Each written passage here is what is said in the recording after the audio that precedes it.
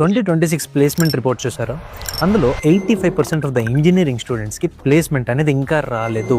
Yes, 85%. నాకైతే ఈ number చూసిన తర్వాత మైండ్ పోయింది. కాలేజెస్లో ఇంకా సేమ్ ఓల్డ్ సిలబస్ అనేది చదివిపిస్తున్నారు. C language, mini project, viva, తొక్క, తోటబుర అని చెప్పి చదివిస్తున్నారు మనకి. ఇండస్ట్రీకి కావాల్సింది మరి ఎవరు నేర్పిస్తారు? కంపెనీస్ ఇప్పుడు ఏఐ స్కిల్స్ అడుగుతున్నాయి, ఫుల్ స్టాక్ స్కిల్స్ అడుగుతున్నాయి, క్లౌడ్ స్కిల్స్ అడుగుతున్నాయి. కాలేజెస్లో ఇవేమీ నేర్పించరు. అండ్ ఇక్కడ ఏదో మీకు అమ్మడానికి రాలేదు, ఎందుకంటే నేను ఇవన్నీ ఫేస్ చేసి వచ్చిన వాటిని. కానీ నేను నా 4 years లో ఏమైనా నేర్చుకున్నది ఉందా అంటే, మీరు ప్లేస్మెంట్స్కి ప్రిపేర్ అవ్వద్దు, మీరు స్కిల్ కోసం ప్రిపేర్ అవ్వండి.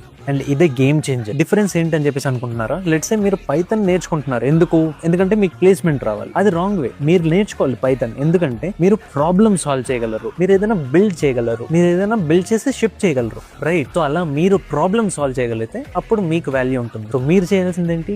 డిఎస్ఏ నేర్చుకోండి, రియల్ ప్రాజెక్ట్స్ బిల్డ్ చేయండి, గిటప్ ప్రొఫైల్ ని స్ట్రాంగ్ గా చేసుకోండి, లింక్డ్ఇన్ ని ఆప్టిమైజ్ చేయండి, మీ రెజ్యూమేని కూడా ఎప్పటికప్పుడు అప్డేట్ చేస్తూ ఉండండి. And cold mails and cold reach out అనేది అందరికీ చేయండి. కాలేజ్ మీద అస్సలు డిపెండ్ అవ్వద్దు, నీ కెరియర్ ని నువ్వే బిల్డ్ చేసుకోవాలి. అండ్ ఇది ఒకటి గుర్తుపెట్టుకో, ప్లేస్మెంట్ రాలేదు అంటే నువ్వు ఫెయిల్యూర్ కాదు. సిస్టమ్ అనేది అవుట్డేటెడ్. నువ్వు ఒకవేళ అప్ స్కిల్ అయ్యి అప్గ్రేడ్ అయితే అఫ్ కోర్స్ ఆపర్చునిటీస్ అనేవి ఆటోమేటిక్ గా వస్తాయి. ఇంకా ఇలాంటి రీల్స్ కోసం మన పేజ్ ని ఫాలో చేసుకో. మళ్ళీ కలుద్దాం ఇంకా రీల్లో. By by.